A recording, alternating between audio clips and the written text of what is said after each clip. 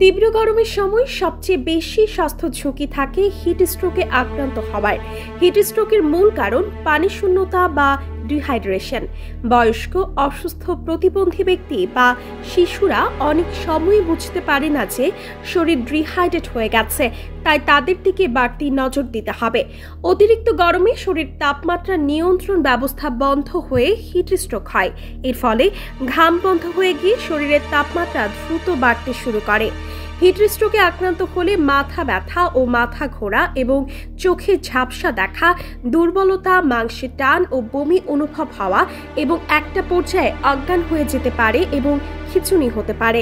রাস্তাঘাটে খোলা খাবার খাওয়া যাবে না। এই গরমে ডায়রিয়া অনেক বেশি হয়, তাই সব সময় খাবারের দিকটা একটু খেয়াল রাখতে হবে। সহজে হজম হয় এই ধরনের খাবার খেতে হবে। খোলা বাসি খাবার খাওয়া একদমই যাবে না। এগুলো খেলে পাতলা পায়খানা, ডায়রিয়া হবে, শরীরে পানি শূন্যতা হয়ে পড়বে। রাস্তায় ও ফুটপাতের অপরিষ্কার, নোংরা পরিবেশে তৈরি শরবত, চা বা অন্যান্য খাবার খাওয়া পরিহার করতে হবে এবং অনিরাপদ পানি পান করা যাবে না। একটানা রোদের মধ্যে কাজ করা থেকে বিরত থাকতে হবে। যারা শ্রমিক, দিনমজুর, তারা এই রোদে টানা বাইরে কাজ করছেন, তারা অবশ্যই এক নাগারে কাজ না করে ছায়ার নিচে আধা ঘন্টা বিশ্রাম নিয়ে তারপর আবার কাজ করবেন। বারবার মুখে ঠান্ডা পানির ঝাপটা দেবেন। অবশ্যই যদি মাথা ঝিমঝিম করে অথবা বমি ভাব পায় বা যে কোনো ধরনের শারীরিক সমস্যা দেখা দিলে তাৎক্ষণিকভাবে চিকিৎসকের পরামর্শ নেবেন।